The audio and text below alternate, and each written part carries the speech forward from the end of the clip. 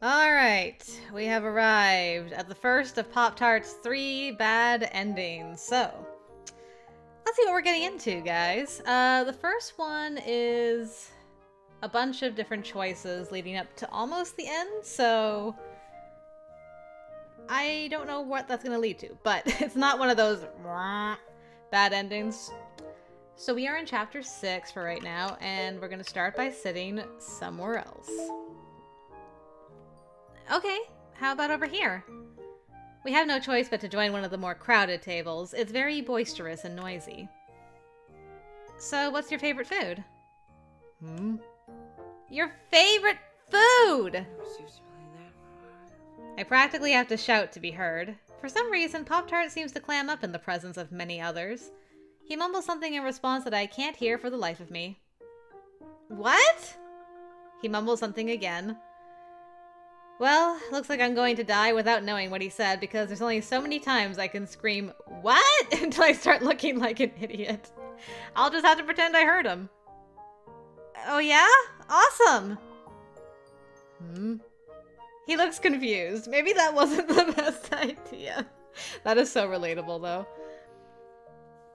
Well, there's no way I can carry on the conversation like this, so I just busy myself with eating in silence, and he does the same. Poor sweetie. Okay. Let's, skip ahead. We're gonna tell Susie straight up we're gonna hang out with Poptart. Actually, I'm going to go hang out with Poptart. He didn't want to come tonight, so... What? I'm sorry, am I hearing this right? You'd rather hang out with some dweeb freshman than come to an auction of attractive men hosted by your very best friend? When you've been hanging out with said dweeb freshman all day? This is why I didn't tell her. He's a sophomore. And yeah, that pretty much sums it up. See you later, Susie. Dang. I run back inside before she can stop me. Cadence just said F it and ran. That's an invasion of privacy. That's a terrible invasion of privacy, Poptart. You don't have to make me feel bad about it. That being said, open it up and let's read this story. That's a little hypocritical, don't you think? Does it anyway. I know, this is why I just leaned into it before. You should try harder to get adopted. You need to try harder to put yourself out there and get adopted. Be energetic. Be charming. No. How about no? I tried that in the beginning, but it wasn't for me. Not only is it a form of manipulation, it's exhausting. If it did get me adopted, then I'd always have to pretend to be something I'm not. Damn, look at this boy. He's like, I'm not about that manipulation, though. Oh, never mind then. I guess I'm not qualified to give advice on your situation. If you ask me, he's already charming in a quirky sort of way. You should have led with that one. Alright. But we are going for a bad ending. I agree. Your life sucks. I've seen worse. Ouch. Ouch, that hurts so much, knowing his backstory. Poor Alex. I'm so sorry that happened to you. I'm sure you didn't mean any harm. I didn't! Sam's my friend. I was just joking around. I mean, auctioning off kids for money, something problematic was bound to happen. Try and think before you speak next time, okay? I give him a little pat on the shoulder. She touched me.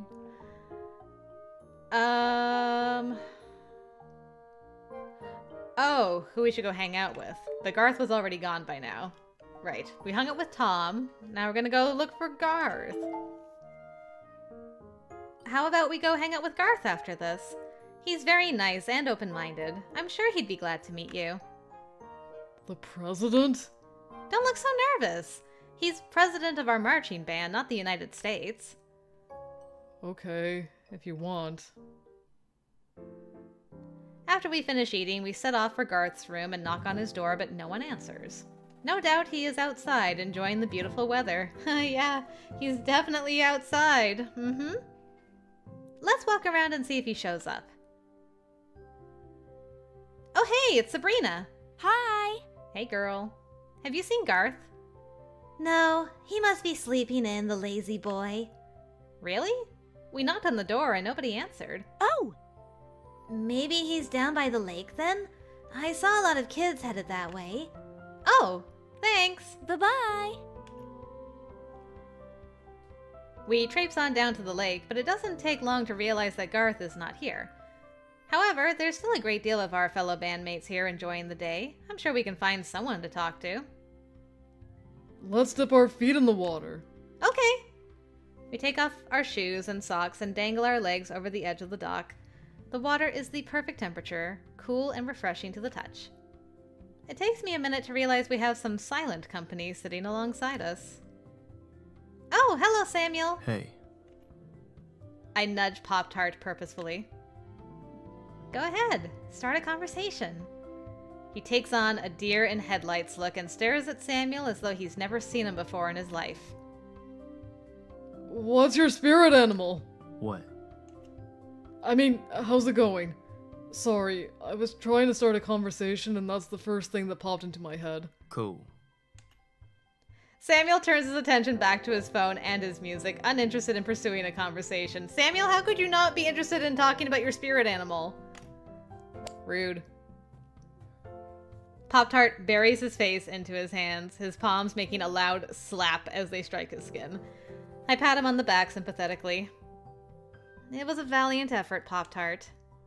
I can't see him and Samuel hitting it off anyways. Sup?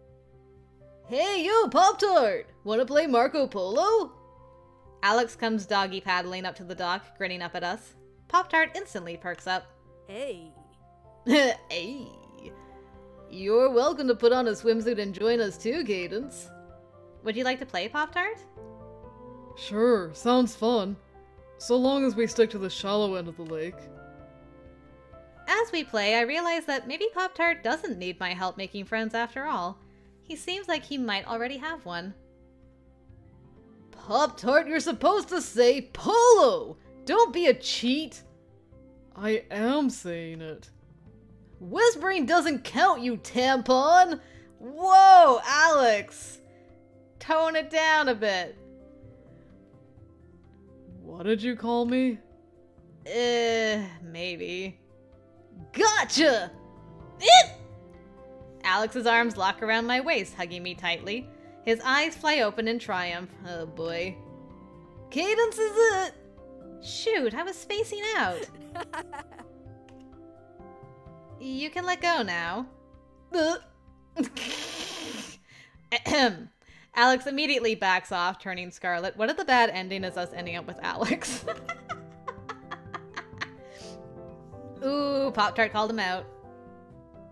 I think someone was looking for an excuse to hug you, Cadence. Shut up! No, I wasn't! I close my eyes. Okay, my turn. Marco! Cadence is nice. I'm sure she'd give you a hug if you asked politely. Stop making fun of me! I tag both of them at the same time. Well, that was easy. If anyone has a crush on Cadence, it's you! Huh? What? A crush? Susie's voice echoes in my mind, saying, I'm pretty sure that boy has a crush on you. I thought she was giving me a hard time, but could she be right? Does Poptart have a crush on me? Don't think I don't remember catching you guys alone in my room. What were you doing, Are we still playing the game? We were watching my awkward adoption video. Is that what you call it? You're really weird. That's rich coming from you. Okay, boys, you're both pretty. Now that's enough. I tap both of them firmly on the head and their bickering ceases. Sorry. Cadence, what time is it? Time for dinner, I think. I brought some towels. Let's grab a bite after we dry off. Sounds good to me. Alex stalks off, still looking as though he wants to continue the fight. Pop-Tart trots after me, looking unbothered. Well, not as much fun as Clue, to be sure, but... I wasn't making a face. Whatever. Okay, well that was short and sweet. What am I doing for this? Okay, they're my friends last time. These are my people. Felicity, I am a dweeb among dweebs. I wink at Pop-Tart and he couldn't look happier. Why are you so weird? Because it's fun? Whatever, weirdo. I said I'm not a dweeb! Right. Good talk, everyone. Interesting, so he actually liked that one too. But hopefully we have enough negative points that it'll be fine. I think I'm hiding this time? Yes. Peter and I will seek. Perfect. Sounds good to me. Close your eyes and count to 100, you two. Everyone, let's go. Peter and Felicity begin counting while the rest of us scatter. Come on, Cadence, I have the perfect hiding place. Wait. Wait for me! Shouldn't we all split up? This way! Okay, I guess we're hiding together. They'll never look in here. Tom, don't go in the dumpster! I'm winning this thing. He hauls himself up and into the trash pile he goes. Alex clambers in after him while Pop-Tart perches on the edge, looking over his shoulder at me. Are you coming? The three boys look at me expectantly.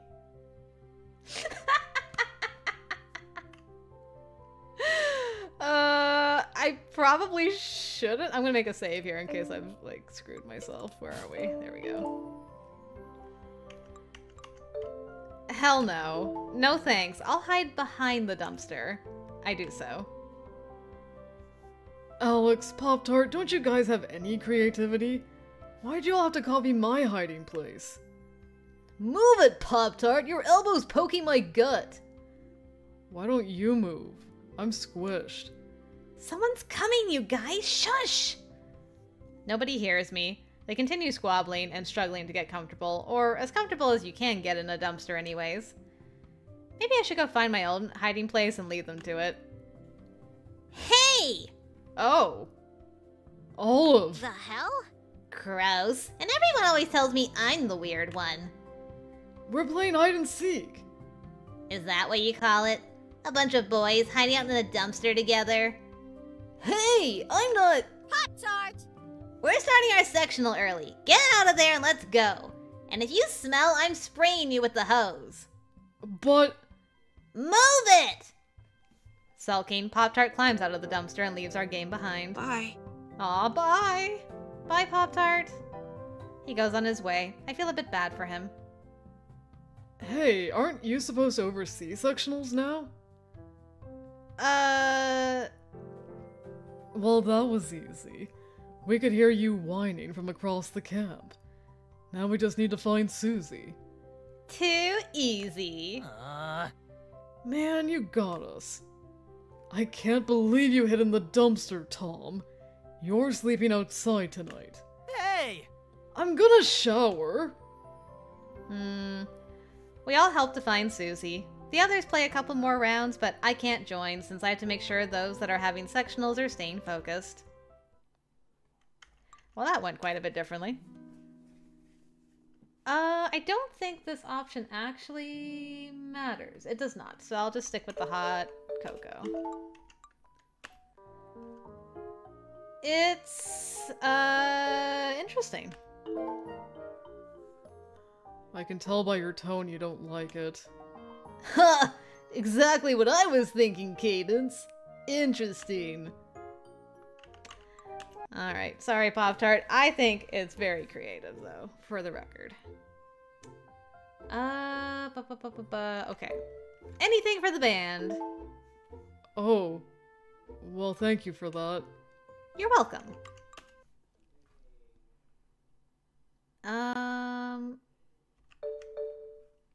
I wasn't alone. Tom was with me, holding his trombone up like a lightning rod so I wouldn't get struck. I snort and roll my eyes at his foolishness. Still, Poptart doesn't share in my laughter. His eyes narrow to scarlet slits and he avoids my gaze. Alright. I'll let Olive know. Olive, I thought I should let you know Poptart was spotted in a tree near the drumline sectional. What? What's he doing there? Skipping? I don't know, but we'd better find out. Alright, so she's with me this time. Just what do you think you're doing? Are you skipping sectionals? Oh, great. You found me. Poptart, answer your section leader.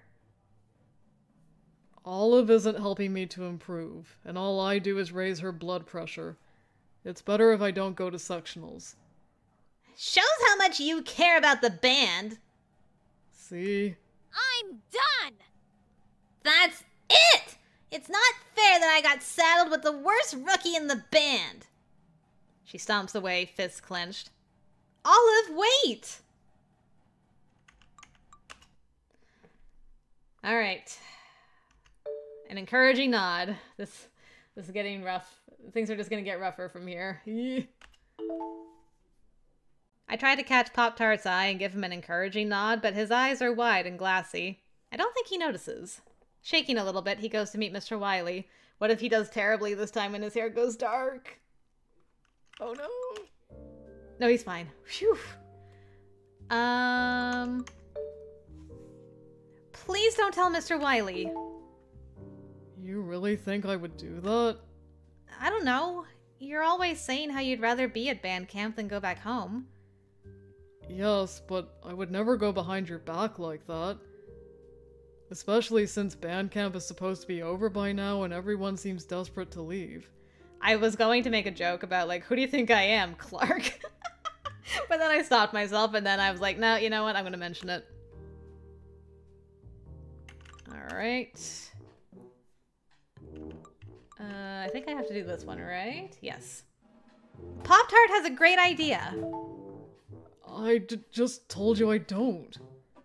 Just tell us what it is. Okay. Let's... What does this want us to do? Okay, we were supposed to beg him to let us leave. I'm gonna play dumb. I don't know what you're talking about. Is this part of the game, Mr. Wiley? You're not leaving here. Come now, Cadence. You're smarter than that. And so am I. You're not leaving until you tell me what it is you were talking about at that meeting. What meeting? Was there a section leader meeting I didn't know about? Shut up! Tell me what you were doing last night or I'll... Skip. Okay, now we gotta pretend to be a dead body this time. That reminds me. I sink to the ground and lie down, pretending to be a body. Mr. Wiley looks confused. You're dead? Then why were you walking around just now? Uh-oh. He's on to me. Nice try. Pop-Tart comes up behind him, reaching for the keys on his belt. A warning dies in my throat as Mr. Wiley backs right into him. Hey! What do you think you're doing? What? I was just... Mr. Wiley's eyes narrow with suspicion. I'm legitimately afraid for him, but Pop-Tart is quick on his feet. Gotcha! Pop-Tart drives his fist into Mr. Wiley's shoulder. He drops to his knees with a loud gasp. Damn it! You got me! So we didn't get the keys this time? How does that work? As soon as he's gone, Pop-Tart leans in close to me and speaks in a whisper. Interesting, so we don't have the keys to get in this time. Well, that changes things. I'm sorry I couldn't get the keys, but we don't really need them anyways. Do you have any bobby pins I can borrow? I do, but what do you need them for? I'll use them to fashion a lockpick. What? How do you know how to do that? just give them to me before you go to bed tonight, okay? Okay. This boy's got so many talents. Hang on!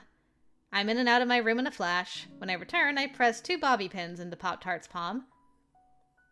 Okay, there you go. There's your bobby pins. Cadence? Oh, Pop-Tart! You look tired. I was up late working on our lockpick. Maybe you should take a nap so you're feeling better for tonight. I'll be fine. What's up? Alright. Are you sure we can trust them? Huh? Of course! Besides, they offered their help, and I don't see how else we're going to get him away from his cottage. If that's what you want to do, then I won't argue. Interesting. He doesn't believe in the friends this time. Pop-Tart pulls out his lockpick and kneels before the door. Be patient and quiet, please. Lockpicking isn't easy, and I haven't done this in a while. I need to listen and focus. Okay. I do as Pop-Tart says. He keeps his ear pressed against the door as he works. It's a more painstaking process than I expected. Each minute that passes by feels like an hour. I think of my friends and pray that they manage to distract Mr. Wiley long enough for us to get something done. Got it! The door swings open, creaking ominously. Great job, Pop-Tart! How did you get to be so good at such a thing? I had to if I wanted to eat. Let's go. There you go. You're going to leave me alone? Pop-Tart's mouth pops open. No! No, of course not. I'm sorry for suggesting it. We should stick together. I smile at him, feeling like a coward. It's fine. I don't know how many horror movies you've seen, but people always start to die if they split up. Not that this is a horror movie. I don't know. It's starting to feel like one. Not ominous at all to say on a bad ending. I grimace at his words. Anyways, we'd better get to work. Pop-Tart and I step into Mr. Wiley's office together. Dark and empty, it feels more ominous than ever. We shouldn't be here, I think, as we creep into the room and scan our surroundings. There are a number of instruments stacked quietly on the table in need of repair. An empty tuba case sits in the middle of the room, yawning open. Pop-Tart walks the perimeter, opening and closing drawers as he goes, shuffling through the contents inside and then looking disappointed. It looks like a tornado hit this place. Mr. Wiley's desk is as scattered as his thought process. I sort through the papers. Most of it is sheet music. Useless. A glow emanating from the center of the room catches my eye. Mr. Wiley's laptop. I feel myself drawn to it. This is where I will find the information I need. I click the mouse. My heart immediately falls as a login screen comes up. His computer is locked and I have no idea what the password could be. And there's my boy. Run. I fling open the nearest window and dive out of it. My feet hit the ground harder than expected and I stumble, scraping my knees. I wasn't expecting her to make such a move. I guess Pop-Tart was left to hide there by himself and just have a panic attack? Great. Gasping hard, I quickly gather myself and launch myself towards the tree line, running faster than I ever have. I grasp the emails tightly in my fist, crinkling them, but reassured that I still have them. I don't stop until I'm well out of sight from the cottage. When I do, I realize that Pop-Tart is not with me, and my heart sinks. Fighting the urge to keep running, I force myself to approach the cottage once more, keeping alert. Then I hear Mr. Wiley's voice coming from the open window. Oh God, he caught him! This is awful! The bad ending doesn't happen here, though, so what even? What do you think you're doing in here? This is my private office! How did you even get in here? The door was open. I had a question about, Shove it! I'm not an idiot. What were you doing on my computer? This is an invasion of privacy! I'm so sorry! Pop-Tart's voice is shaking beyond belief. He sounds like he's about to cry. Get out! Get out now! You can face the same punishment as the rest of the band tomorrow. And if I ever find you creeping around here again, you can be damn sure that I'll have you kicked out of the marching band. Poptart says nothing, mute with terror. 10 seconds later, he blindly staggers out of the cottage and into the woods. I rush to meet him. Poptart! Poptart! He keeps walking as if he doesn't hear me. I run to him, stopping right in his path. Only then does he stop, his eyes slowly coming to focus on me. Are you okay? You left me. Those three words broke me. After finding him to leaving him, I feel like a monster. My heart breaks at the sight of his face. I thought you were right behind me. I wasn't. I'm so sorry. He walks around me, still shaky on his legs. Where are you going? Back to my room. Don't you want to see how the others made out? He doesn't answer. Heavy with guilt, I trail back to the dorms behind him. We are a terrible person. Oh no, he's gone dead inside. Without so much as a look at me, Poptart goes to unlock the door to his room. I don't have the heart to bid him goodnight. I turn to leave. Don't tell the others Mr. Wiley has a gun. It'll just scare them. Okay. Without another word, he opens the door to his room and vanishes inside. Good night, Poptart. I'm sorry. Sorry ain't gonna cut it. And we're gonna go back to bed tonight. No way in hell am I going out there. Even after all that, he was still patrolling outside to keep you safe. We don't deserve. I lie back down and squeeze my eyes shut, but the sound continues. Someone is pacing, back and forth, right outside our door. My heart pounds as it attempts to stave off the fear I feel. I jam a pillow over my head to block it out. Much better. I remain awake for a long time, trying to force myself back into sleep. Eventually, I get there. I hate everything. Okay. Only a couple more chapters left to go, and it'll all be over. Until the next bad ending.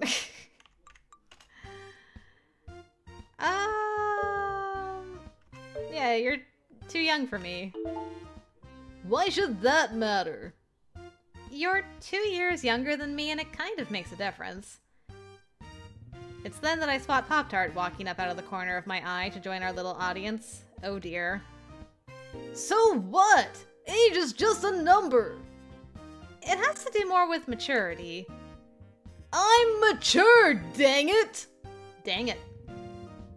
Really, Alex? You don't think you could stand to grow up a little bit? Leave me alone! He storms off. Poptart comes over to take his place. Not joining them in solidarity today. There's nothing I can do to stop this. I stand back and watch the punishment commence. Mr. Wiley is already barking commands at them, and for each yard line they reach, they must drop and do 10 push-ups. Within minutes, the band is slick with sweat and gasping for breath. Even Peter and Aaron, who have apparently done this before. Don't let your technique slip! I'm amping up the tempo. Stay in step! Mr. Wiley pushes them, but as the tempo gets faster, their steps get slower. Shoulders slump, arms and legs quiver. They give up on doing push-ups to the beat and manage to struggle through 1 or 2 of them before it's time to get back up and stumble to the next yard line. Rookies are falling behind left and right. The once perfect rows and columns of the block are no longer straight. I fervently hope this will be over soon. Alright, and now I get to tell Tom about the gun, but it probably won't even matter because I don't know if we'll get that far. Tom, there's something I didn't tell the others. The night Poptart and I went into Mr. Wiley's office, we found a gun. Whoa! No way. We didn't want anyone else to know because we didn't want to induce panic. That might have been worth mentioning. I'm sorry. No, it's fine. I'm sure it's nothing. I bet he carries it for defensive purposes, right? Right. You told him? Why? Because it's a bad ending, sweetie. I knew it. I knew it the first time. That's why I didn't say anything before. I asked you not to tell anyone. You said you wouldn't. Why did you tell him? Poptart, Before I can explain myself, Poptart storms off. I feel terrible. If it helps, I won't tell anyone. Shoot, there he goes. I don't know what's gotten into him today. He seems so distant. Oh, I don't know. We just abandoned him. You know, nothing big, considering his life. He's stressed out. We all are. No, it's more than that. Just as Tom could tell that something more was bothering me, I can tell something deeper is gnawing at Poptart. Get some rest, okay? I go to turn away. Yes? What is it, sweetie? What if we get the end, Harry? Bad end. That would be interesting. Suddenly, a cold hand grips my arm. Fingernails dig into my skin. Ouch! I told you I would protect you. I made a promise. Mel, let go! I try to pull away, but Melvin's grip only tightens. I can feel my circulation being cut off. I won't let Mother take me. And I won't let Mr. Wiley hurt you. You're hurting me! We'll stay together. I don't care what happens to anyone else. You're all that matters to me. Let go! I give a great tug. Finally, I manage to tear away from Melvin. He stumbles backwards, face twisted by pain and fatigue. You didn't bring a cage with you, Melvin, did you? By any chance? You didn't hide that in your room somewhere? Cadence, I'm so sorry. I don't know why I'm going to bed. I leave Melvin standing there and flee into my room. Oh, boy. My arm throbs. I can still see a white handprint where Melvin gripped it so hard. I run my fingers over the skin, trying to soothe it. I watch as the print turns from white to red. I don't understand what happened tonight. I'm scared for Melvin. I'm scared for the band.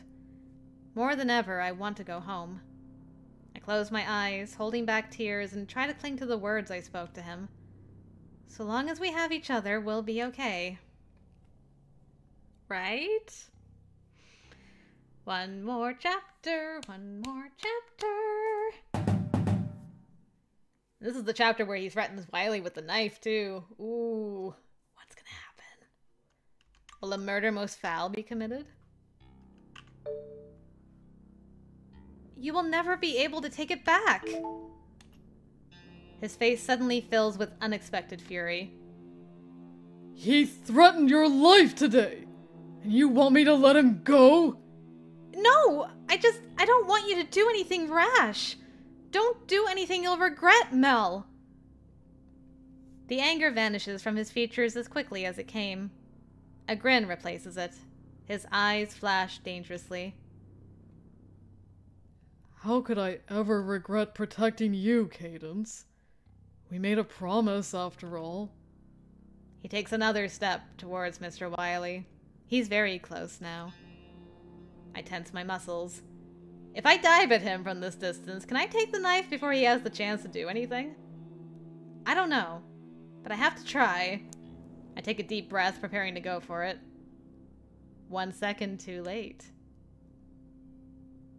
Did you actually kill him? Did you actually kill him? Ah! Mr. Wiley suddenly throws himself across the room, making a wild grab for his gun. In the same instant, Melvin's knife slashes the air. Holy crap. He actually did it! Mr. Wiley's body collapses, hitting the wooden floorboards with a dull thud. There it stays, twitching wildly. A horrible, inhuman sound fills the room as Mr. Wiley attempts to fill his lungs with air, but there is only blood. A scream rips from my lungs. Mr. Wiley's throat has been slashed open. Ooh. Blood gurgles at his ravaged jugular and drips off the end of Melvin's knife. Blood everywhere. Slowly, the twitching ceases and Mr. Wiley falls still. Wiley actually got offed. Wow! Melvin stands over the body, gazing down at it, his face devoid of any emotion. I can no longer stand. I sink to the floor, muffling my screams with my fists. So much blood. So much. Slowly, Melvin blinks as if remembering that I'm there. Why are you so afraid? We said we'd look after one another and protect each other. You're safe now. Yeah, we're totally safe. All of my horror and rage explodes out of me. Ooh, he doesn't look happy at her reaction. I never wanted this! Look at what you've done! You've killed him! Oh god, she says the worst that his mom said? No! This is awful. This is awful. This is just awful. Melvin jerks as though I've struck him. His eyes go impossibly wide, swimming with a mixture of emotions. I see grief, rage, fear, and confusion fight for control of his twitching face. His whole body shakes furiously. No! I'm not the one who killed him! Yes, you did! You're a murderer! My voice is shrill with fear and accusation. I don't even recognize it. I don't recognize anything anymore. No one is who I thought they were. Not Mr. Wiley. Not Mel. Tears pour from my eyes as I wail with abandon. How could you? No! No! I didn't know it was him! My jaw drops at a loss. What is he talking about? No, it wasn't me. It was the sickness. The sickness took him away from us. He was ill! Yeah, he's back. He's back with his mom. I swipe at the tears on my face, choking back another sob. No, it was you. You did this. Melvin flies at me in a rage, his eyes flashing. It's not my fault!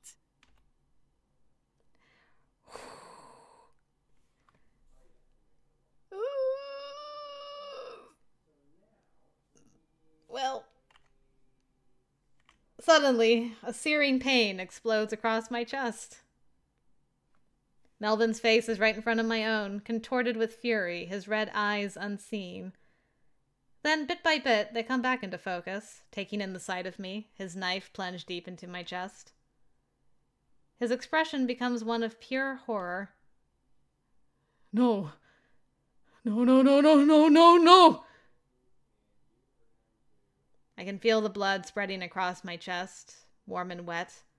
The world tilts around me and I sink towards the floor. Melvin grabs at me, his nails digging desperately into my skin. No! What have I done? Cadence! It hurts.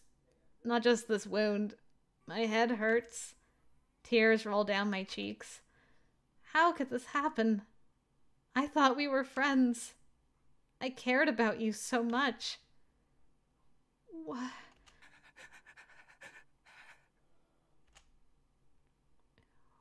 Why? I'm sorry. Please don't go.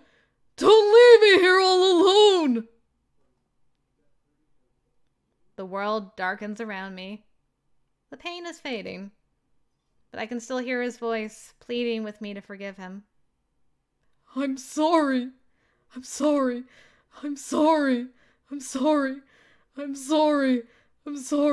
I'm sorry. That was awful. Okay, I gotta give kudos. That's like one of the saddest bad endings I've experienced in a while. It's like a knife to the chest is what it is. It's what it is. Holy crap, man. I would have taken the cage. Why couldn't we just have been put in the cage? Why are we here just to suffer?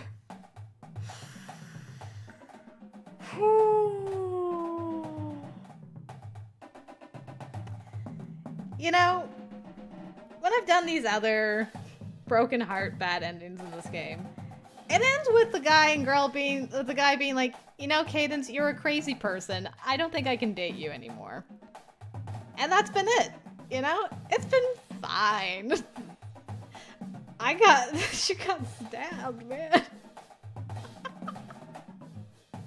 She got stabbed after yelling the same words that his mom yelled at him when his dad died. Oh, sheesh. That was a lot to unpack. Well, thank you for joining me for the first bad ending. That's certainly a way to start this thing. See you for bad ending number 2, I guess.